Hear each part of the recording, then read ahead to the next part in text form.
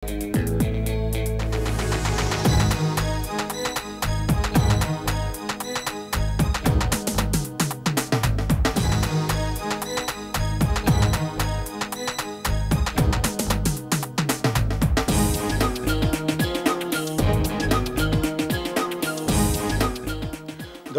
স্বাগত সবাইকে এনটিভির নিয়মিত আয়োজন আইএফআইসি ব্যাংক এই সময় অনুষ্ঠানে। আপনাদের সাথে আছি আমি মুস্তফা খন্দকার। দর্শক, নির্বাচন নিয়ে রাজনৈতিক দলগুলোর মধ্যে কোনো মতবিরোধ না থাকলেও ফেব্রুয়ারিতে নির্বাচন অনুষ্ঠানের ব্যাপারে রাজনৈতিক দলগুলোর মধ্যে শোনা যাচ্ছে অনৈক্যের সুর। যদিও মালয়েশিয়া সফররত প্রধান উপদেষ্টা আবারও ফেব্রুয়ারিতে নির্বাচনের ব্যাপারে তার প্রত্যয় পুনর্ব্যক্ত করেছেন, কিন্তু কেন নির্বাচন নিয়ে রাজনৈতিক দলগুলোর মধ্যে এই মতবিরোধ? আমাদের আজকের এই সময়ের পুরোটা জুড়েই আমরা আলোচনা করব এসব বিষয় নিয়ে। আলোচনার জন্য স্টুডিওতে আমরা দুজন অতিথিকে আমন্ত্রণ জানিয়েছি। আমি প্রথমে পরিচয় করে দিই, ববি হাজ্জাদ, চেয়ারম্যান এনডিএম, এবং সাইদ আবদুল্লাহ, তরুণ রাজনৈতিক বিশ্লেষক। আপনাদের দুজনকে স্বাগত আমাদের স্টুডিওতে।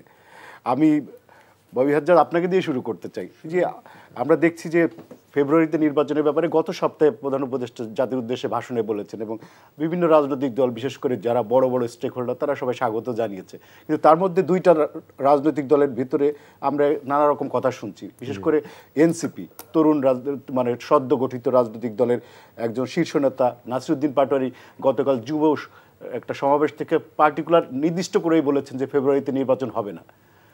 এবং উনি কিসের ভিত্তিতে, কেন এরকম কনফিডেন্টলি কথাটা বললেন এবং এটা কেন হবে না? ফার্স্ট অ্যান্ড ফরমোস্ট ভাই, আপনাকে অসংখ্য ধন্যবাদ। একই সাথে আপনি, আমার সহ আলোচক সহ এনটিভির সকল দর্শককে আমার সালাম এবং শুভেচ্ছা। প্রথমত এই আলোচনা শুরু করতে হলে করা দরকার মাননীয় প্রধান উপদেষ্টাকে সাধুবাদ জানিয়ে, যে সে অ্যাটলিস্ট প্রত্যেকটা রাজনৈতিক দলের সাথে আলোচনা করেছেন। করার পর শেষ আলোচনা যখন লন্ডনে বসে বিএনপির ভারপ্রাপ্ত চেয়ারম্যান জনাব তারেক রহমানের সাথে আলোচনায় ফাইনালি একটা ডেট নির্ণয় করা হয়। সেই ডেটটা একবার আপনার পাবলিশ করার পর, মানে পাবলিসাইজ করার পর থেকে উনি ওই ডেটে একদম শক্তভাবে আছেন। তার জন্য তাকে সাধুবাদ জানাই, তার সরকারকে সাধুবাদ জানাই। এইটা এগেন প্রত্যেকটা আমরা যারা রাজনৈতিক দল আছি, ঐকমত্য কমিশনেও আমরা যারা বসছি রেগুলারলি, আমরা সবাই কম বেশি 2-3টা দল বাদে আমরা সবাই সাধুবাদ জানিয়েছি। বাকি 2-3টা দল হয়তো কিছু প্রশ্ন তুলেছে, কিন্তু তারিখ নিয়ে না, এই তারিখের আগে প্রিপারেশনস কি করা উচিত এগুলো নিয়ে। স্পেসিফিকলি দুটো দল একটু বড় দাগে প্রশ্ন তুলেছে, বাংলাদেশ জামাতে ইসলাম এবং জাতীয় নাগরিক পার্টি এনসিপি।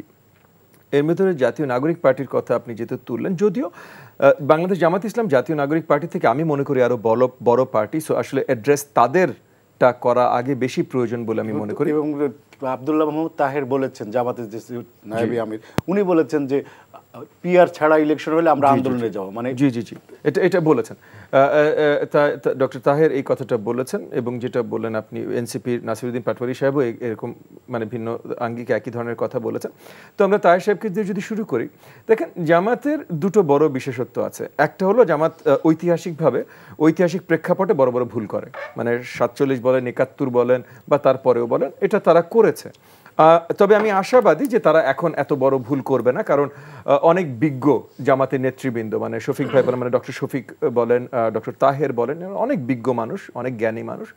কিন্তু তবে জামাত প্র্যাগম্যাটিক রাজনীতি করে, মানে তারা আপনার ভোটের রাজনীতি বহু দশক ধরে করে এসেছে এবং মোটামুটি বেশ ভালোভাবে করেছে। মানে বাংলাদেশে 90 সাল থেকে যখন আপনার সঠিক নির্বাচনের ধারা আবার শুরু হলো, তখন সবচেয়ে বেশি ভোট যে 4টা দল পেত, তার মধ্যে 4 নম্বর দল ছিল কিন্তু বাংলাদেশ জামাত ইসলাম। বাকি 3টার ভিতরে 2টোকে শেখ হাসিনা খেয়ে দিয়েছে, সো এখন তারা অটোমেটিকলি 2 হয়ে গেছে। বাট ওই 4টা তারা ছিল, সো তারা নির্বাচন বোঝে। এবং নির্বাচন বোঝে বেধায় আমার মনে হয়, এটা আমার ধারণা, আমি বলছি যে ডক্টর তাহের বা দলের সিনিয়র নেতৃবৃন্দ যখন এই ধরনের কথা বলছেন, তারা আসলে ভোটের রাজনীতিতেই আছেন, ভোটের রাজনীতির খেলা তারা খেলছেন। কারণ তারা জানছেন যে বড় আঙ্গিকে আপনার আওয়ামী লীগ নাই, জাতীয় পার্টি মরে গেছে, সো এরা যেহেতু নাই, এদের ভোটার এখন কোথায় যাবে? তো এদের ভোটারের সাপোর্টটা যদি পাওয়া যায়, যদি এদের যদি মনে করেন 40% ভোটও থেকে থাকে, সেই 40% যদি 1/4 তারা পেতে পারে, তাহলে তারা একটা মেজর পার্টি হয়ে যায়, মানে বিশালভাবে মেজর পার্টি হয়ে যায়। সো আমার মনে হয় এখন তারা যে আলোচনাগুলো করছে যে নির্বাচনে যাবে না, এইটা হবে না, পিআর চাই, কারণ পিআরে একমাত্র জনগণ আসতে পারে, এই ধরনের আলোচনা নির্বাচন এড়ানোর জন্য না, নির্বাচনের আগে ইদার এই ভোটগুলো দেয়া বা বিএনপিকে আরেকটু প্রেশার দেয়া তাদেরকে ছাড় দেবে কিনা, এই রিলেটেড আমার মনে হয় এই পুরোপুরি মানে জামাতেরটা পুরোপুরি এই নির্বাচনী স্ট্র্যাটেজি, এটা আমার ধারণা। এখন আসেন এনসিপি তারা তরুণ, মানে এটা নাসিরুদ্দিন পাটোয়ারির কথা বলেন, নাহিদের কথা বলেন, যারাই বলেন তারা তরুণ, তারা অনেকেই 18-র আপনার নিরাপদ সড়ক বা কোটা আন্দোলনের থেকে তারা রাজনীতির সাথে জড়িত হয়েছে, তখন আরও অনেক তরুণ ছিল, কিন্তু তারা ওই লেভেলের রাজনীতির বাইরে জিনিসপত্র দেখেনি। এবং হঠাৎ করে এই গত বছরের গণঅভ্যুত্থানের পর যখন নতুন অন্তর্বর্তীকালীন সরকার তৈরি হলো, তখন এই অন্তর্বর্তীকালীন সরকারের দায়িত্ব আমরা যাদের উপরে সঁপে দিলাম, তারা আমি মনে করি সবচেয়ে বড় ডিসসার্ভিস দেশের জন্য যেটা করেছে, যে এই সাহসী ত্যাগী তরুণদের নিয়ে তাদেরকে পথভ্রষ্ট করেছে। মানে তারা যেভাবে তাদের পলিটিক্যাল উত্থান হতে পারতো, যেভাবে তারা আস্তে আস্তে বড় পলিটিক্যাল রেসপন্সিবিলিটি দায়িত্বের জায়গায় যেতে পারতো, সেই রেগুলার উত্থানটা তাদের না হতে দিয়ে তাদেরকে হঠাৎ করে মন্ত্রিত্বে বসানো, মন্ত্রণালয়ে বসানো, আমার চাকরিদাতা হিসেবে তাদেরকে আখ্যায়িত করা, এরকম করে তাদেরকে ওই রাজনৈতিক প্রসেসে শেখার যে প্রসেসটা, এই প্রসেস থেকে তাদের বিচ্যুতি ঘটিয়েছে। মানে আপনি বলতেছেন যে ইন্টারিম গভর্নমেন্ট এটার জন্য অনেকখানি না পুরোপুরি দায়ী। ওকে, এবং মানে এবং ইন্টারিম সরকারের ভেতরে হয়তো অনেকে আছে তারা নিজেদের কোনো কিছু, কারণ ইন্টারিম সরকার একটা জিনিস খেয়াল করবেন ভাই, যে গণ অভ্যুত্থানে যারা জড়িত ছিল তাদের কয়জন আছে ইন্টারিম সরকারে? নাই তো। সো যারা আছেন তাদের ক্ষমতা কিন্তু তাদেরকে বসানো হয়েছে বলেই আছে, তাছাড়া নাই। তো তারা হয়তো চিন্তা করেছেন যে তাদের ক্ষমতাটা যদি শক্ত করতে হয়, তাহলে গণ অভ্যুত্থানে যারা জড়িত ছিল তাদের একটা গ্রুপকে, এবং কাদেরকে সবচেয়ে বেশি ম্যানিপুলেট সহজে করা যেতে পারে, সবচেয়ে বেশি তরুণদের হয়তো, কারণ বিজ্ঞ যারা রাজনীতি করে এসছেন তাদেরকে তো এত সহজে আপনি ম্যানিপুলেট করতে পারবেন না, তাহলে তরুণদেরকে নাও, তাদেরকে এভাবে পথভ্রষ্ট করো এবং তাদেরকে অপব্যবহার করো তোমার ক্ষমতা ধরে রাখার জন্য। এরকম একটা খেলা হতে পারে, আমি জানি না এই খেলা হয়েছে কিনা, আমি কারো নামও বলছেন, বাট আমি বলছি এরকম একটা খেলা হতে পারে। সেই জায়গা থেকে একটা বড় ডিসসার্ভিস করেছে। সো এই যে এই তরুণেরা যারা আসলেই কিন্তু বেশ কয়েক বছর অনেক সাহস দেখেছে, স্পেশালি জুলাই আন্দোলনে অনেক সাহস দেখিয়েছে, অনেক ত্যাগ স্বীকার করেছে, তাদের এখন এমন একটা জায়গায় নিয়ে এসছে যে তারা কি বলবে তারা ঠিক জানে না। দুই একজন চিন্তক আছেন অতি পরিচিত নিউজ মিডিয়া, আমি একটু শেষ করে নিই। এই চিন্তক আমরা একটা জিনিস দেখেছি যে হঠাৎ করে একটা কথা বলে, মনে করেন পিআর ছাড়া নির্বাচন হবে না বা সংস্কার ছাড়া নির্বাচন, একটা কথা বলার সাথে সাথে আমরা দেখি এনসিপির অনেক তরুণ নেতারা ওইগুলো রিপিট করা শুরু করে। এই জায়গা থেকে যেটা বলছি ডিসসার্ভিস। সাইদ আব্দুল্লাহ, আপনার কাছে কি মনে হয় যে নির্বাচন নিয়ে কোনো সংশয় আছে যে এই যে কথাবার্তা চলছে জামাত, এটা কি উনি বলছেন যে এক ধরনের বার্গেনিং জন্য করছে নির্বাচন, আসলে তারা চায়, আপনার কাছে কি সেটাই মনে হয়? এতক্ষণ পর্যন্ত আমরা যা দেখেছি এই বিগত অন্তত পক্ষে একটা মাস যাবত, তাতে করে আমার কাছে মনে হয়েছে এটা একটা নেগোসিয়েশন টুল হিসেবেই তারা ব্যবহার করার চেষ্টা করছে, এবং কার কতটা লেভারেজ আছে এটা আদায় করে নেওয়ার জন্য যে পয়েন্টে যে জায়গায় কথা বলে ওই সক্ষমতাটার প্রমাণ দেওয়া যে আমরাও কিন্তু ম্যাটার করি, অথবা আমাদের সাথে এই নেগোসিয়েশন এইভাবে করা যায় কিনা। এবং অতীতেও তো বহুবার হয়েছে, ধরেন পার্টিকুলারলি যেসব দলের কথা এই জায়গায় আলোচনায় আসছে তারা প্রত্যেকেই বিভিন্ন টাইমে বিভিন্ন জনের সাথে নেগোসিয়েশন করেছে, এটা হলো বাস্তবতা। যেমন 1986 সালে যখন সবাই মোটামুটি ইলেকশন, বেগম খালেদা জিয়া যখন ইলেকশনটা মানে পুরোপুরি বয়কট করেছে 1986 সালে এরশাদের ইলেকশনে, তখনও তারা ইলেকশনে গিয়েছে। এবং তার পরবর্তী সময়গুলোতে ধরেন যে বিএনপির সাথেও কখনো আছে, আওয়ামী লীগের সাথেও কখনো জোটবদ্ধভাবে আন্দোলন করেছে, নানা টাইমের নানা সংকটের জায়গাটা আছে। এবং আমার কাছে যেটা মনে হয় এই জায়গাটা অবশ্যই একটা বার্গেনিং টুল হিসেবে ব্যবহার করছে, কিন্তু চূড়ান্ত লেভেলে এই বার্গেনিং টুলটা রাজনীতিতে থাকাটা অসম্ভব কোনো ঘটনা না, নতুনও কোনো ঘটনা না, বরং এটা খুবই স্বাভাবিক প্রক্রিয়া। যেহেতু আওয়ামী লীগ নামের একটা বড় দল যারা ছিল পতিত স্বৈরাচার, তারা আপাত দৃষ্টিতে নাই, এর মিনিংটা হলো এই জায়গাতে তাদের একটা বড়, তাদের পজিশনটাকে কত বড় করতে পারে, ববি হাজ্জাজ ভাই কারেক্টলি বলেছেন, সেই জায়গাটা নিয়ে তাদের তো একটা মাথা ব্যথার জায়গাটা আছে। কিন্তু আমার প্রশ্নটা আর একটা জায়গায়, প্রশ্নটা হইল তারা তো আছেই, নতুন দল এনসিপি আছে, আরো XYZ অনেকে অনেক জায়গায় আছেন, আবার কিছু কিছু আছেন তাত্ত্বিক সংস্কারবাদী, মানে তারা প্র্যাকটিক্যালি ভোটের মাঠে নাই। মানে আপনি চিন্তা করেন যে আমরা একটা অটোক্রেটিক রেজিম থেকে ডেমোক্রেটিক পলিসির দিকে আমরা ব্যাক যাচ্ছি, কিন্তু সেই ব্যাক যাওয়ার পথে কেউ ডেমোক্রেসি চায়, at the same time election চায় না। মানে এই যে দুইটা ব্যাপার, মানে আপনি ডেমোক্রেসি চাচ্ছেন, ইলেকশন চাচ্ছেন না, হোয়ারাজ হাসিনা অটোক্রেটিক হয়েছে ইলেকশনটাকে বন্ধ করে, স্ববিরোধী অবস্থান, এই যে স্ববিরোধী অবস্থান, কিন্তু এইটাকে গ্লোরিফাই করা হচ্ছে। এবং রাজনৈতিক দলগুলোর কাছে ইলেকশন চাওয়াটা একটা পাপ। লেটস সে আজকে ববি হাজ্জাজ ভাই বলবে যে ইলেকশনটা চাওয়া দরকার, দেখবেন যে ববি হাজ্জাজ ভাই অনেক তাত্ত্বিক মানুষদের আছে অতীতে তার কি অবস্থান ছিল, irrespective of that he will be villain. যে উনার পাপ কি, উনি ইলেকশন চায়, কত বড় সর্বনাশে কথা, উনি ইলেকশন চায়। এটা বলা হয়, মানে এটা বলা হচ্ছে বলা হচ্ছে অলরেডি। তো আমি এই জন্যই বলছি যে এই যে ববি হাজ্জাজ ভাই আরেকটা আলোচনা তুলছিল, এনসিপির যে আলাপটা কোনো একটা জায়গা থেকে তাত্ত্বিক আলাপটা আসে এবং তারপর আসে, কিন্তু সর্বনাশটা হয় ওই বিভ্রান্ত আউলিয়াদের কথাবার্তা শুনেই। দেখবেন নিজেরাই সেকেন্ড রিপাবলিকের তত্ত্বটা আগস্ট মাসের পরবর্তী সময়ে গুলিয়ে খাওয়ায় দিবে, ওইটা নিয়ে সবাই কথা বলবে। হঠাৎ করেই এসে দেখবেন কয়েকদিন আগে দেখি একজন ওই একই লোক বলে বেড়াচ্ছে সেকেন্ড রিপাবলিককে আমি বুঝি না। সে বুঝে না, কিন্তু তার তত্ত্বটাকে ব্যবহার করে অনেক তরুণরা তো মিসগাইডেড হয়ে গেছে। এবং হয়ে যাওয়ার কারণে ক্ষণে ক্ষণে দেখবেন যে হারানোর বেদনা বোধহয় জাগ্রত হয়। এই কারণে আজকে এইটা করা যাবে না, কালকে অমক করা যাবে না। পার্টিকুলার একজন নেতার নামও বলেছেন এনসিপির, আমাদের খুব পরিচিত। উনি যখন এই কথাটা বলছে যে উনি হতে দিবে না, মানে শুডুই আস্ক যে আপনি অ্যাজ এ ইন্ডিভিজুয়াল একটা দলের গুরুত্বপূর্ণ ব্যক্তি হিসেবে, অন্য সবাই যেহেতু চিফ অ্যাডভাইসার নিচে যেখানে বলছে ইলেকশনটা দরকার, আপনি বলছেন আপনি হতে দিবেন না। মানে এই যে ব্যাপারটা, তার মানে কিন্তু উনি এনফোর্স করছেন যে ওনার হাতে হয়তো বা ইনভিজিবল এমন কোনো পাওয়ার আছে পর্দার অন্তরালে, যে ব্যাপারটা উনাকে ওই কথাটা বলার জন্য ক্ষমতায়িত করছে। কিন্তু এই ব্যাপারটা হইলে যেটা হবে, আস্থার জায়গাটা, আজকে এক্স ওয়াই জেড অমুক তমুক আস্থার ব্যাপারটা তুলছে, ওই আস্থার জায়গাটা তার একটা দলও তুলতে পারে। বিএনপিও তো কখনো বলতে পারে যে এরা যদি এই কথা বলতে পারে, তার মানে পর্দার অন্তরালে কি অন্য কোনো শক্তি আছে কিনা ওইটার জন্য বলতেই পারে, তারাও অনাস্থার কথা বলতে পারে। কিন্তু সোফার আমার কাছে যেটা মনে হচ্ছে, যাই হোক না কেন ফেব্রুয়ারিতে ইলেকশন হতে সোফার কোনো আমি বাধা দেখি না, এবং সেটা দিকে এগিয়ে যাওয়াটাই আমার মনে হয় যে মানে যুক্তিযুক্ত একটা ব্যাপার হবে। জুলাই সনদ নিয়ে নানা রকমের কথাবার্তা চলছে এবং জুলাই সনদ এখনো চূড়ান্ত করতে পারেনি ঐক্যমত্য কমিশন, 1 মাস সময় তারা বাড়িয়ে নিয়েছে। আর এই সনদ নিয়েও তো নানা রকম আলোচনা চলছে, যেমন জামাত এবং এনসিপি পার্টিকুলারলি তারা বলছে এটাকে আইনি ভিত্তি দিতে হবে, কিন্তু আর কয়েকটা দল, বিএনপি সহ কয়েকটা দল এটা মনে করছে যে এটা আইনি ভিত্তির দরকার নাই, এটা স্বীকৃতি দিলেই হবে আর কি সংবিধানে। তো পাশাপাশি আপনার পিয়ার নিয়ে কথা হচ্ছে, জামাত যেমন পিয়ারটাকে খুব কঠিনভাবে ধরছে যে পিয়ার ছাড়া তারা ইলেকশন করবে না। এর মাঝখানে আবার সুজনের একটা জরিপ দেখলাম যে 71% মানুষ উচ্চকক্ষে পিয়ার চায়। তো সব মিলে কি হচ্ছে আসলে? আচ্ছা, প্রথম থেকে যদি শুরু করি, প্রথমত একটু দুঃখজনক যে আপনার জুলাই সনদ মানে ঐক্যমত কমিশনের ফাইনাল যে আন্ডারস্ট্যান্ডিংটা, ঐক্যমতের আমাদের জায়গাটা, ওটাই জুলাই সনদ। সো এটা পিছিয়ে যাওয়াটা এটা অত্যন্ত দুঃখজনক।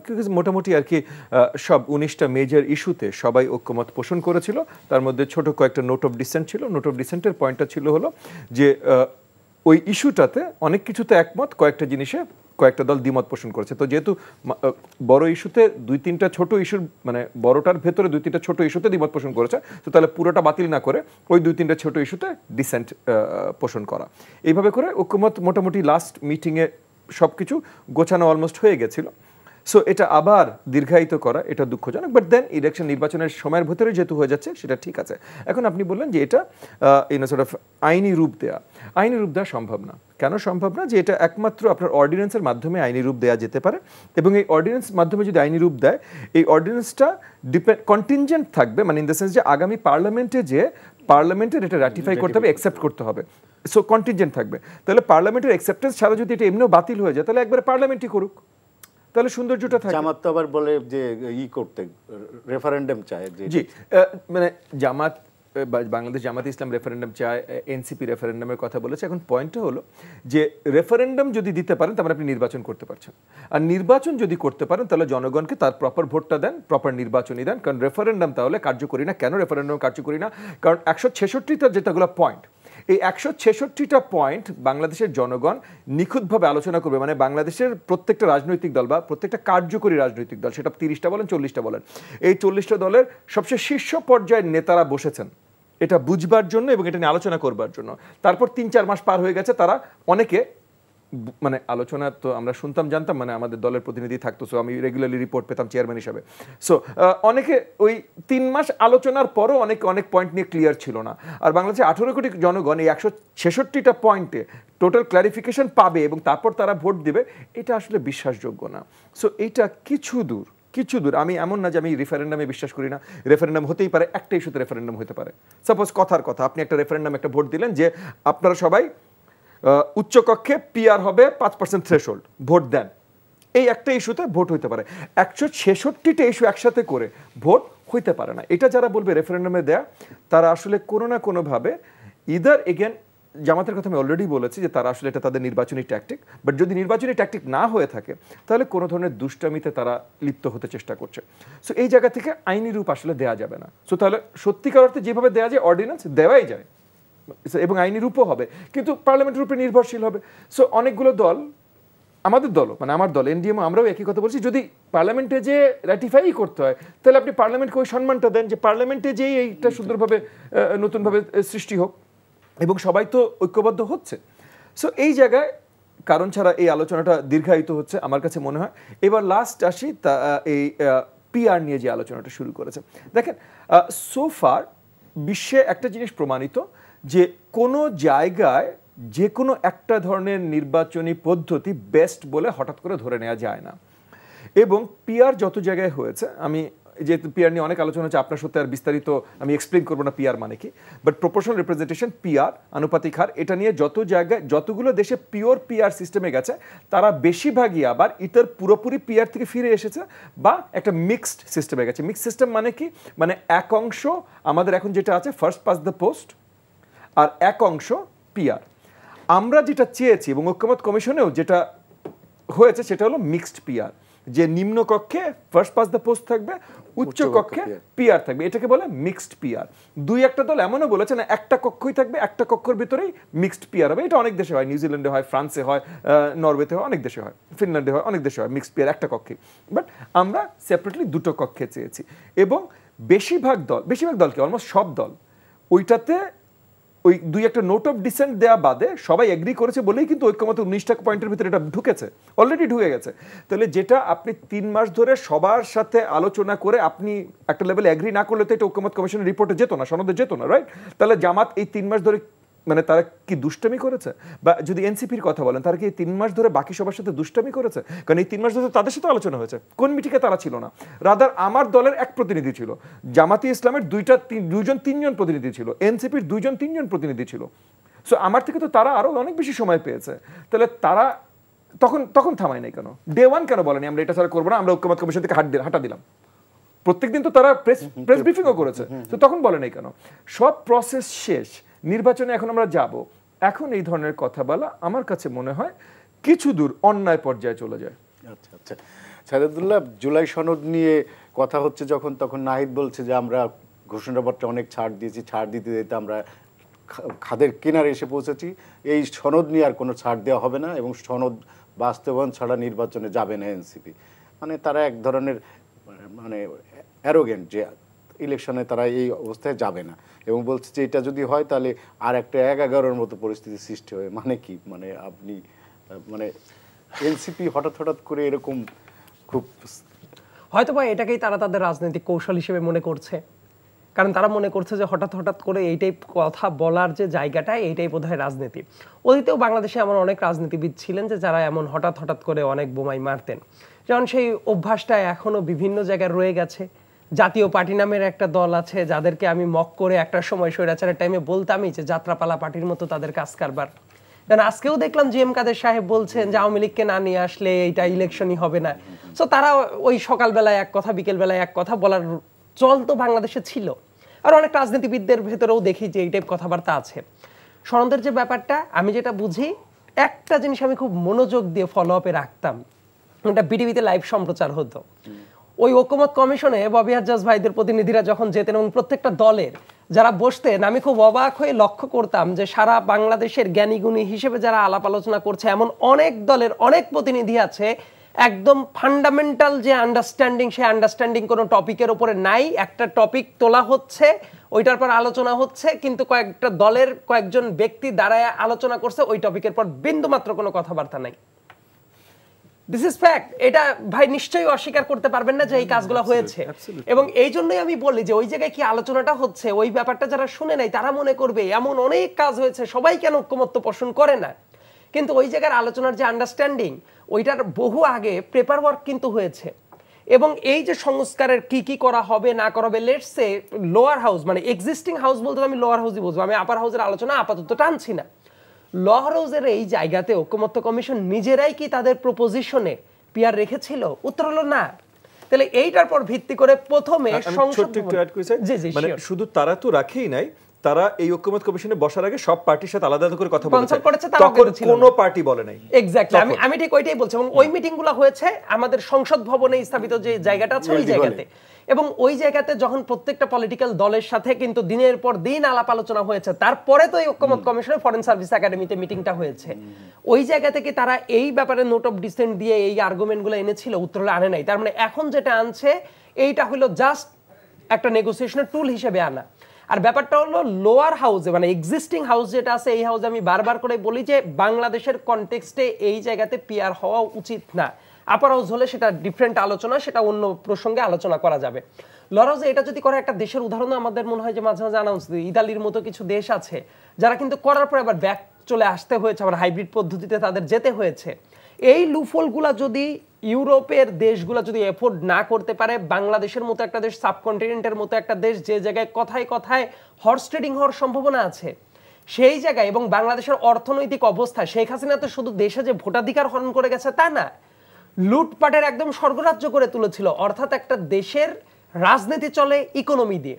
আমাদের সামনে সবচেয়ে বড় চ্যালেঞ্জ কি? বেকারত্বের সমস্যা দূর করা। আমাদের সামনে বড় ব্যাপারটা হলো ইকোনমিকে রিবিল্ড করা। এই মুহূর্তে এসে যদি প্রত্যেকটা ক্ষণে ক্ষণে আপনার এই পার্লামেন্ট থাকবে কিনা, ডিজলভ হয়ে যাবে কিনা, এই অবস্থা চলতে থাকে, তাইলে আমরা একটা বেটার ডেমোক্রেটিক প্রসেসের দিকে কোনো অবস্থাতে আগাইতে পারবো না। এইটা একটু সেন্সিবল হইলেই বোঝা যায়। সো আমি কেন বললাম যে জুলাই সনদের ওই জায়গাটা, দেখেন একটা কথা প্রফেসর ডক্টর মোহাম্মদ ইউনূস সাহেব, খুবই শ্রদ্ধেয় ব্যক্তি, উনি কোট করেছিলেন যেসব ব্যাপারে ঐক্যমত্য হবে সেগুলো নিয়ে জুলাই সনদটা হওয়ার কথা। সবগুলো ব্যাপারে সবাই যদি ঐক্যমতী হয় সেই জায়গায় তো ডেমোক্রেসি থাকে না। সেই ব্যাপারটা তো এমন যে একজন শেখ হাসিনা বসে আছে, উনি যে কথাটা বলছে, উনার প্রেস কনফারেন্সগুলো যখন হইতো সব সাংবাদিক দেধারসে একদম জি হুজুর বলতো, ওইটা তো তাইলে ঐক্যমত্য কমিশন হইতো না, ওইটা শেখ হাসিনা প্রেস কনফারেন্সের মতো হয়ে যাইতো। সো এই জায়গায় যেটা হচ্ছে আমার কাছে মনে হয় যে অনেকগুলো ব্যাপার নেই, যেমন আর্টিকেল 70 নিয়ে খুব ভালো একটা ডিসিশন এসেছে, বিচারপতি নিয়োগের প্রক্রিয়াটা নিয়ে, তারপর ধরেন তত্ত্বাবধায়ক সরকারের ইস্যুটা নিয়ে খুব ভালো ভালো আলোচনাটা কিন্তু হয়েছে, প্রধানমন্ত্রীর মেয়াদটাকে লিমিট করা। সো কিছু কিছু ব্যাপারে আমার কাছে মনে হয় যে আরো একটু প্রোগ্রেস হওয়াটা সম্ভব, সবাই যদি একটু ছাড় দেওয়ার মানসিকতাটা রাখে। কিন্তু কেউ যদি ডেডলক তৈরি করার চেষ্টা করে, যে তাদের আসলে অনেককে আমি দেখেছি মূলত সনদ নিয়ে, প্রোক্লেমেশন নিয়ে তাদের এত মাথা ব্যথা নাই, মূলত এই কথাগুলো বারবার করে বলে তারা যেটা করতে চায় ইলেকশনের জন্য তাদের প্রস্তুত হতে যতটা সময় দরকার তারা ওইটাকে আদায় করে নেওয়ার চেষ্টা করে। এই জন্য তো এমন অনেক ঘটনা ঘটেছে না, কেউ কেউ, আমি বলছি না, কয়েকজন দেখলাম বলছে, রাজনৈতিক বিশ্লেষক কয়েকজন এটাও বলেছে যে 5 আগস্টে সারা দেশ ঘুরে ঘুরে তার আগে যে ঢাকায় মানুষ নিয়ে আসার কথা, যে ওই দিনে যখন একটা ঘোষণা দিবেন চিফ অ্যাডভাইসর, সবার আগ্রহের জায়গাটা থাকা উচিত, সেই জায়গায় অনেক গুরুত্বপূর্ণ নেতারা তারা হাওয়া খেতেই হোক আর যে কারণে তারা চলে গেছে। তার মানে ওই ব্যাপারটাকেও তারা কিন্তু ওন করে নাই। ওই দিনই অনেক মানুষ কিন্তু এইটা মনে মনে তারা ভাবছে, আমি বলছি না যে এটা কনক্লুসিভ রিমার্ক, পারসেপশন রাজনীতিতে ম্যাটার করে। অনেকের পারসেপশন এটা হচ্ছে, তার মানে এটা তোমাদের কাছে গুরুত্বপূর্ণ ব্যাপার না, তার মানে মুখ দিয়ে যারা বলো এটা দুইটা একই কথা না। এখানে জুলাই সনদের আমি যেটা কথা বলি, অনেক প্রোগ্রেস হয়েছে সোফার। আরো কিছু কিছু ব্যাপার আছে, মিউচুয়াল আলাপ আলোচনার মাধ্যমে অনেক কিছুই হইতে পারে। আইনি ভিত্তির যেটা ব্যাপারটা, ধরেন রেফারেন্ডাম না, অন্য কোনো কিছু না, যে প্যাটার্নেই আনা হোক না কেন, বর্তমানে এইটা অবশ্যই সংসদে র্যাটিফাই করে নিতে হবে। এইটাই যদি হয়, আর আপনি কি সংসদটাকে, মানে সংসদ সদস্য যারা আছে তাদের যে পাওয়ারটাকে, এটাকে সভরেন পাওয়ার মনে করেন না? আপনি যদি তাদের হাতটাকে বেঁধেই দেওয়ার চেষ্টা করেন, তাইলে তো তারা পিপলস রিপ্রেজেন্টেটিভ আর হচ্ছে না। একটা বর্তমানে আমি যেটা মনে করি, রাজনীতিটা সামনের দিনের জন্য সবার জন্যই খুব কঠিন হবে। বিএনপির কেউ যদি মনে করে রাজনীতি করাটা সহজ হবে, অ্যাবসলিউটলি ভুল। আচ্ছা আচ্ছা, বিএনপির জন্য বরং রাজনীতি করাটা আরো অনেক কঠিন হবে সামনে, এমনকি ইলেকশনের পরে আরো অনেক বেশি। কারণ আগে যেমন শেখ হাসিনার মতো কেউ প্রতিশ্রুতি দিবে 10 টাকা কেজি চাল খাওয়াবো, পরে গিয়ে ভুলে যাবে, এই ব্যাপারটা হবে না। কারণ এখন পত্রিকায় কোনো জিনিস আসার আগেই সোশ্যাল মিডিয়ায় আপনি দেখবেন যে আপনি কি বলেছেন। সো এই ব্যাপারটা মাথায় রেখে আমার কাছে যেটা মনে হয়, এটা যদি একটা ওয়াদার মতো চলে আসে এবং পরবর্তীতে এটা যদি র্যাটিফাই করতেই হয় সংসদে, তাহলে যেটা দেখা যাবে বিএনপিরও আদতে এটা পরবর্তীতে গিয়ে একদম জাম করে বলবে আমি এটা মানি না, এই কাজটা করাটা কিন্তু খুব সহজ হবে না। সেই পার্সপেক্টিভে গেলে আদতে সংসদের পর যদি ছেড়ে দেওয়া যায়, একটা প্রপার প্রসেসের ভেতরে আসে। কিন্তু আপনার মাথায় যদি এইটাই শুধু থাকে যে আইনি ভিত্তি দরকার, আইনি ভিত্তি অটোমেটিক আনতেই হবে, তা না হলে আদতে কোনো রাস্তা নাই।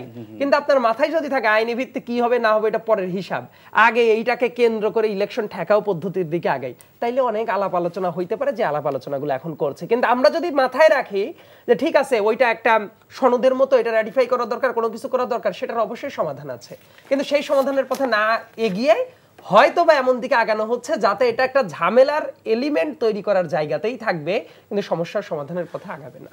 ববি ভাই, আমি আপনার কাছে আসি, সেটা হচ্ছে যে ইসিআরপিও সংশোধন করে কিছু নতুন বিষয় ইনক্লুড করেছে, যেমন আপনার না ভোট ফিরিয়ে এনেছে, আপনার একটা কেন্দ্রে গোলযোগ কিংবা কারচুপি হলে পুরো ইলেকশনের আসনের ইলেকশন বাতিলের একটা নিয়ে আসছে, প্রস্তাব নিয়ে আসছে। এই প্রস্তাবগুলোকে আপনি কিভাবে দেখছেন? কয়েকটা প্রস্তাব ভালো প্রস্তাব এনেছেন, কয়েকটা প্রস্তাব একটু মুশকিল প্রস্তাব এনেছেন।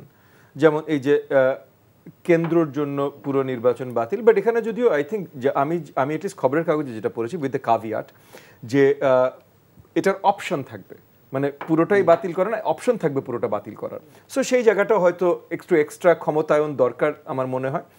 সো এটা কিভাবে ইমপ্লিমেন্টেড হবে তার উপরে আসবে।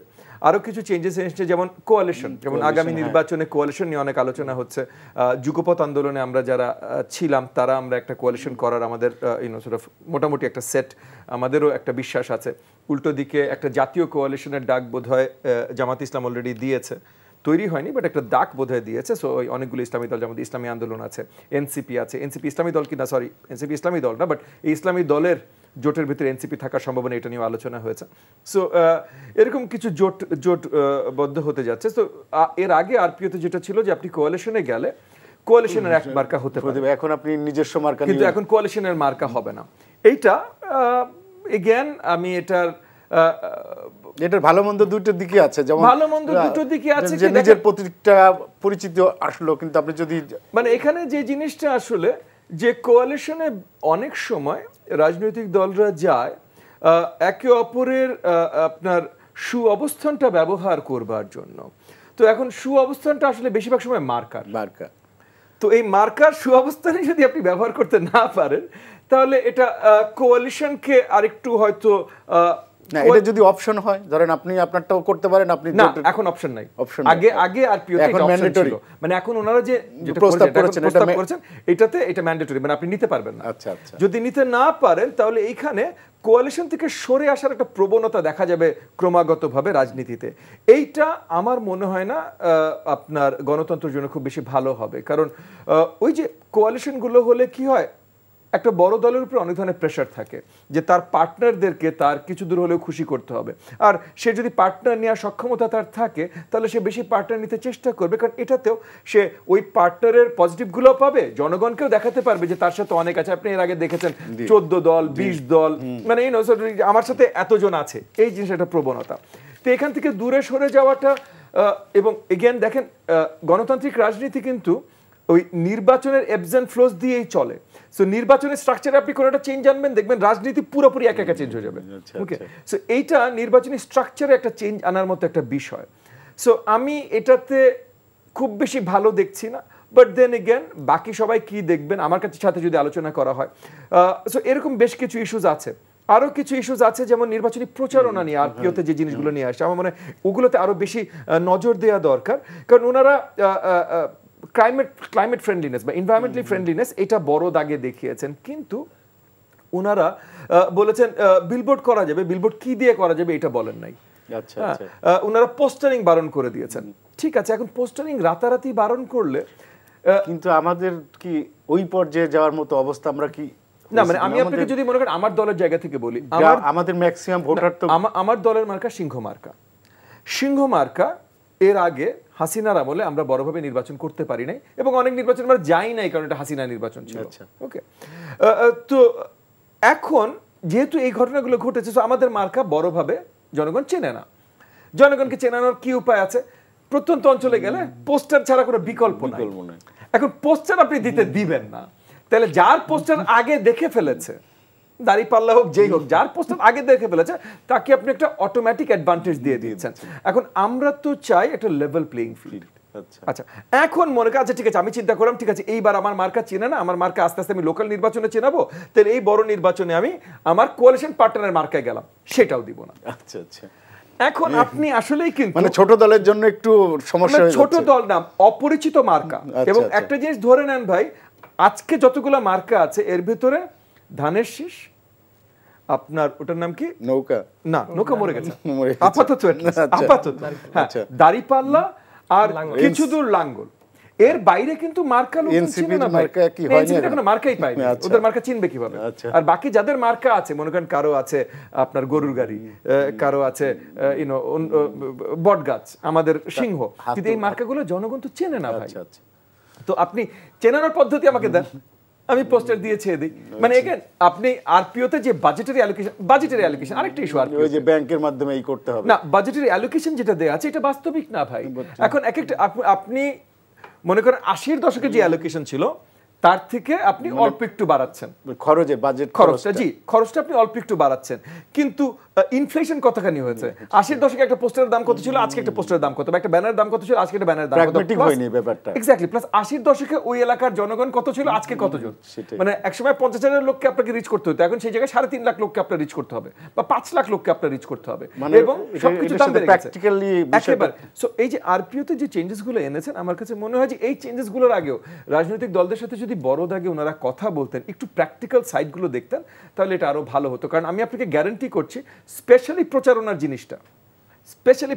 জিনিসটা নিয়ে অনেক পুশব্যাক ওনারা রাজনৈতিক দল থেকে পাবেন। এই যে জামাত ইসলাম বা এনসিপি যারা অন্য ইস্যুতে অকারণে চেঁচামেচি করছে, তারা এখানে আবার দেখবেন কারণেই চেঁচামেচি করছে। আচ্ছা আচ্ছা আচ্ছা, আমি একটু অন্য প্রসঙ্গে আসি, ববি ভাইকে দিয়ে সেটা শুরু করি। সেটা হলো যে আমরা গত কয়েকদিনে একটা জরিপ দেখলাম ব্র্যাকের, সেই জরিপটায় দেখা যাচ্ছে যে বিএনপির জনপ্রিয়তা কমেছে, জামাতেরও কিছুটা কমেছে, কিন্তু এনসিপির বেড়েছে জরিপে। সেই জরিপের একটা বিষয় খুব অ্যালার্মিং, সেটা হচ্ছে বলছে যে আইন শৃঙ্খলা পরিস্থিতি নিয়ে 71% মানুষ খুব শঙ্কিত, এবং তারা এই মব কালচার এবং আইন শৃঙ্খলা পরিস্থিতির যে অবনতি, এটা নিয়ে তারা খুব উদ্বিগ্ন প্রকাশ করেছে তারা। এবং আমরা বাস্তবতা দেখি যে গত 10 দিনে 9 জন খুন হয়েছে, পিটিয়ে হত্যা করা হয়েছে তাদেরকে। তো এই যে ইন্টারিম গভর্নমেন্ট 1 বছরও আইন শৃঙ্খলা পরিস্থিতি রেস্টোর করতে পারলো না, এটা কি মানে তাহলে ইলেকশন যদি সামনে, আমরা এই অবস্থায় কিভাবে আমরা একটা ভালো নির্বাচন আশা করতে পারি? আচ্ছা, ইন্টারিম সরকার 12 মাসে তাদের বড় দাগের কোনো প্রচেষ্টাই ছিল না আইন শৃঙ্খলা বাহিনীকে ফেরত সবল করার, বড় দাগে কোনো প্রচেষ্টা ছিল না, এটা অত্যন্ত দুঃখজনক। তবে তার জন্য নির্বাচন থেকে থাকতে পারবে না। কেন আমি আপনাকে বলছি, প্রথমত আমরা আমাদের আর্ম ফোর্সেসদের কাছ থেকে অলরেডি জেনেছি তারা কোয়াইট কনফিডেন্ট যে তারা এই প্রতিরক্ষা দিতে সক্ষম, এবং নির্বাচন কমিশনও পরিষ্কার বলেছে যে তারা ফুললি মানে আপনার ফোর্স হিসেবে, পজিটিভ ফোর্স হিসেবে তারা ব্যবহার করবে আপনার আর্ম ফোর্সেসকে। সো সেই জায়গা থেকে একটা আস্থার জায়গা আছে। এডিশনালি এখনও যদি আরও কিছু স্ট্রিনজেন্ট ব্যবস্থা নেওয়া হয়, কমিউনিটি পুলিশিং থেকে শুরু করে পুরনো আওয়ামী লীগ আমলের অফিসারদেরকে সরিয়ে পুরনো আমলের যারা ছিলেন, যাদের এখনও মানে কাজের বয়স আছে, মানে নট লিগাল বয়স বাট অ্যাকচুয়াল ফিজিক্যাল বয়স আছে, তাদেরকে যদি চুক্তিভিত্তিক ফেরত নিয়ে আসা যায়, তাহলে এখনও আমরা নির্বাচনের জন্য এনাফ প্রিকশন নিতে পারি, তৈরি হতে পারি। সো এটা বড় বিষয় না। বড় বিষয় আপনি কয়েকটা ভিন্ন আইটেম বলেছেন। সো ফার্স্ট আইটেমটা বোধহয় আপনি যে দুইটা পার্টির ইসের কথা বলছি, যে তাদের জনপ্রিয়তা ইন্ডেক্স ব্র্যাকের যে জরিপটা, হ্যাঁ ব্র্যাকের জরিপটা প্রথমত খুব বেশি বিশ্বাসযোগ্য না। এটা না কেন বিশ্বাসযোগ্য আমি পরিষ্কার করে নিচ্ছি, কারণ তারা পুরনো একটা জরিপের যেই স্যাম্পল ছিল সেটা রিপিট করেছে। এখন পুরোটার স্যাম্পলিং কিভাবে করেছিল আমি জানি না, হয়তো ভালোভাবেই তারা র্যান্ডম স্যাম্পলিং করেছিল সেটা জানি না, কিন্তু 10,000 র্যান্ডম স্যাম্পলিং যদি আপনি ঠিকভাবে করেন তাহলে 10,000 একটা রিজনেবল নাম্বার। কিন্তু প্রবলেমটা হচ্ছিল দ্বিতীয় জরিপে, যে ওই 10,000 একটা সেট ছিল, ওই সেটের অর্ধেক রেসপন্ড করেছে, 5,400 সামথিং করছে, অর্ধেক রেসপন্ড করেছে। এখানে খুব বিশাল একটা সেলফ সিলেকশন বায়াস চলে আসে। সো স্ট্যাটিস্টিক্যালি, মানে আমি অন্য সব কিছু বাদ দিয়ে দিচ্ছি, just pure the science of statistics, এই স্ট্যাটিস্টিক্যাল সায়েন্সেই এইটাকে মোটামুটি আর আপনি সিরিয়াসলি নিতে পারেন না। কিন্তু আমার কাছে আরেকটা প্রশ্ন আছে, যে টেলিফোনে জরিপটা করা হয়েছে, টেলিফোনে কি না, টেলিফোনে আমাদের পেনিট্রেশন রেট যেহেতু বেশ হাই, যদ্দূর লাস্ট আমি দেখেছি বোধহয় 80% উপরে। সো যেহেতু 80% উপরে পেনিট্রেশন রেট, আপনি বলতেই পারেন যে একটা লেভেল অফ আপনি রিপ্রেজেন্টেশন পাচ্ছেন 80% উপরে যেহেতু।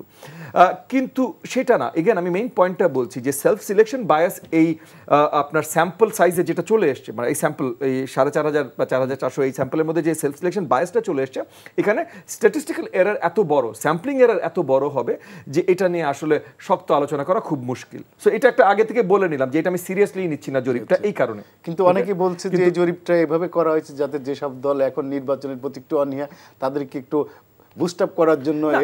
এগেন অন্য কোনো দুষ্টচিন্তা হইতেই পারে, আমি জলদি বলছি যে পিওর সায়েন্টিফিক্যালি, অন্য সব কিছু ভুলে যান, পিওর সায়েন্টিফিক্যালি, কারণ আমরা ভাই সোশ্যাল সায়েন্টিস্ট, মানে আমি একজন রাষ্ট্রবিজ্ঞানী, আমি সেই হিসেবে বলছি, কারণ এগুলো আমাদের মানে দিনের কাজ আর কি।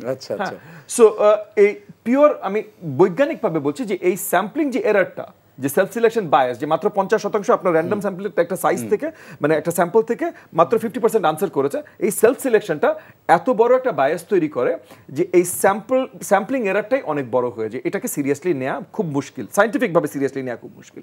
এইবার আসেন ইনফরমেশন কি এসছে।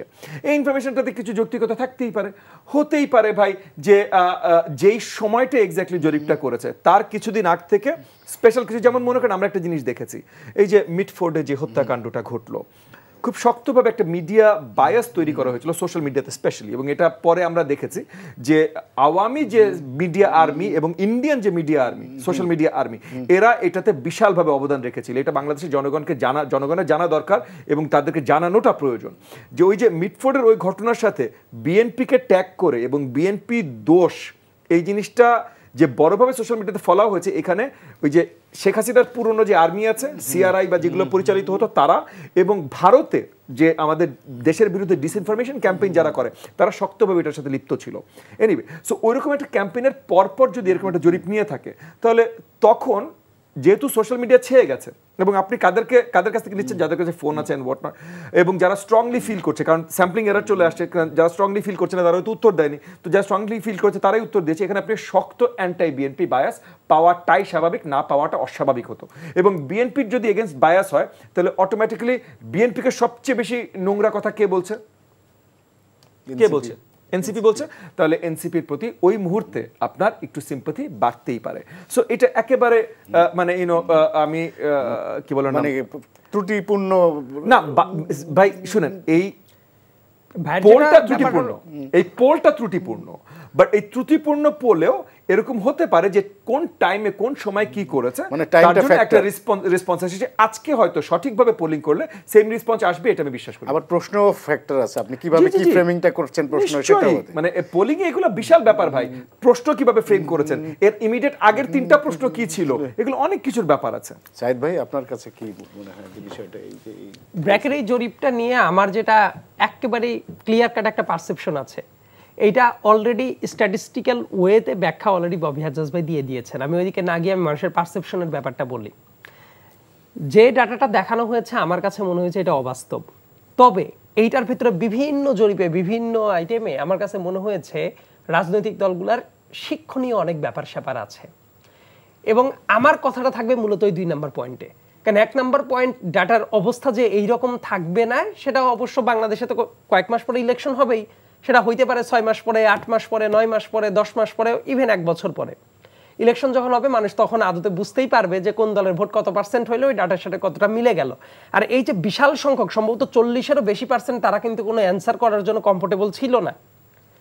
এই যে বাংলাদেশে এইটাকে যদি আপনি মনে করেন যে বাংলাদেশে 48 পয়েন্ট অংশ পুরোটাই কি সুইং ভোট, এই যে ওই জরিপ থেকে আপনি যদি বলেন বাংলাদেশে 48% হলো সুইং ভোট, আমার কাছে মনে হবে যে বাংলাদেশে তারা প্রত্যেকটা কনস্টিটিউয়েন্সিতে গিয়ে দেখে নাই যে বাংলাদেশের মানুষ কোন প্যাটার্নে ভোটটা দেয়। বাংলাদেশের মানুষ কোন প্যাটার্নে ভোট দেয়, অনেক জায়গায় এমনও আছে, আমি যে ছোট্ট একটা কথা বলি, বাংলাদেশের মানুষ ভোট দেওয়ার পরে হিসাব করে সে জিতলো নাকি হারলো, যদি হারে যে সে যাকে ভোট যেতে নাই সে বলে আমার ভোটটা কাজে লাগে নাই। মানে খেয়াল করে দেখেন মানুষের মনোজাগতিক দুনিয়ায় ভোটটা যেভাবে কাজ করে, আপনি ওই জায়গায় যদি দেখেন 48% সুইং ভোট, যে এই ডাটা নিয়ে ভোটের মাঠে যাবে, আমার কাছে মনে হয় সে একটা বড় ধরনের গন্ডগোল পাকায় ফেলবে। 48% বাংলাদেশের সুইং ভোটটা না। যাই হোক, ওই জরিপের মাধ্যমে আমার কাছে আবার কয়েকটা জিনিস মনে হয়েছে, গুরুত্বপূর্ণ কয়েকটা জিনিস, সেই ব্যাপারগুলো ইগনোর করার মতো না। অলরেডি এই ফল্টি সিস্টেম নিয়ে ববি হাজ্জাজ ভাই ডিটেইল বলেছেন, আমি আর ওইগুলো চর্বিতে চর্বণ করতে যাব না, অ্যাজ আমার কাছে মনে হচ্ছে একই জিনিস। কিন্তু এই জায়গাতে বাংলাদেশের মানুষের দেখবেন যে অনেক বিশাল সংখ্যক একজন ভোটার অনেকগুলা বছর যাবত ভোট দিতে পারে নাই, এসেনশিয়ালি লাস্টের 15 বছর তো বটেই, একটা লম্বা সময় ধরে যারা ভোট দেয় নাই, এমনও আছে বয়স হয়ে গেছে 33 বছর 35 বছর, তার ভোট দেওয়ার কথা ছিল আরো 15 বছর আগে, কিন্তু সে কোনো ভোট দেয় নাই। এবার তার জন্য এটা প্রথম ভোট হতে যাচ্ছে। সো এই জায়গাটা রাজনৈতিক দলগুলোর অনেক সিরিয়াসলি ফোকাসে রাখা দরকার। আবার অনেক জায়গায় আমি দেখি অনেকে ওভার কনফিডেন্ট, এই রাজনীতিতে এই ভোটে এত ওভার কনফিডেন্ট হওয়ারও সুযোগ নাই। যেমন কয়েকদিন আগে আমি ইনহাউস একটা আলোচনায় বিএনপির জাস্ট 2 জন নেতাকে নিয়ে ফিল্ড লেভেলে তাদের 2টা বক্তব্যকে শোনার পরে আমি আর একজনকে বলছিলাম এত ওভার কনফিডেন্ট হওয়াটা মোটেই যৌক্তিক না। কেন যৌক্তিক না? তার কারণ হইল আপনি অনেক কিছু গায়ের জোর অনেক কিছু বলতেই পারেন, কিন্তু আপনি কিন্তু জানেন নাই যে বিশাল সংখ্যক একটা তরুণরা আছে তারা আসলে কোন দিকে ভোট দেয় না দেয়, এটা আপনি জানেন না। আবার এই ইলেকশনকে কেন্দ্র করে দেখবেন সবচেয়ে বেশি মিস ইনফরমেশন এবং ডিসইনফরমেশন ক্যাম্পেইন চলবে, সেটা পলিটিক্যাল পার্টিগুলো থেকে তো বটেই, পলাতক স্বৈরাচার আওয়ামী লীগের অংশ থেকে বটেই, এবং একই সাথে ইন্ডিয়া যেটা চায় বাংলাদেশে একটা দুর্বল সরকার থাক, as simple as it is. তার মানে সে আওয়ামী লীগকে ব্যাক ঢুকায় দিতে হবে, এই মুহূর্তে কাজ করতে হবে, এটা তো অবাস্তব ব্যাপার। আমি বিশ্বাস করি এই কাজটা তারাও করতে আগ্রহী না, কিন্তু তারা যেটা চায় বাংলাদেশে এমন একটা অবস্থা তৈরি করেও কেউ কাউকে বিশ্বাস করবে না, একটা দুর্বল সরকার গঠিত হবে, এবং এই দুর্বল সরকারের পর ভিত্তি করে তারা যাতে তাদের ম্যাক্সিমাম লেভারেজটা দেখাইতে পারে। সো এই জায়গায় রাজনীতির যেসব ফ্যাক্টর আছে, আমি সবসময় বলি সামনের দিনের রাজনীতিটা অতীতের যে কোনো তুলনায় অনেক বেশি কঠিন হয়ে যাবে। কারণ আপনি যখন আন্দোলন করেছেন হাসিনার বিরুদ্ধে, তখন এক ক্যাটাগরির পারসেপশন ছিল। হাসিনা যখন নাই, এই মুহূর্তে এসে আপনার কিন্তু টার্গেট করছে বিভিন্ন জায়গা থেকে বিভিন্ন মানুষ। সো ওভার কনফিডেন্ট হয়ে যে জিতবই, এতগুলা সিট পাবই, এই কনফিডেন্স অনেকে রাখার একটা টেন্ডেন্সি আমি দেখি, কিন্তু এইটা হইলো খুবই হরিবল একটা ব্যাপার। আবার অনেক সময় অনেক নতুন দল কেউ যদি মনে করে যে ঠিক আছে অমুক দল এটা করতেছে আমাদেরই বোধ হয় তাহলে পছন্দ করতেছে, কিন্তু ভোটের মাঠে গিয়ে অনলাইনে যারা আপনাকে আজকে লাইক কমেন্ট শেয়ার করছে, হইতে পারে একটা পোস্ট দিলেন 5 লাখ মানুষ হাততালি দিল, দেখা গেল আপনার ভোটটা হচ্ছে কনস্টিটিউয়েন্সি বেসড এবং ওই জায়গার ওই এলাকার মানুষজন আপনাকে পছন্দ করছে না।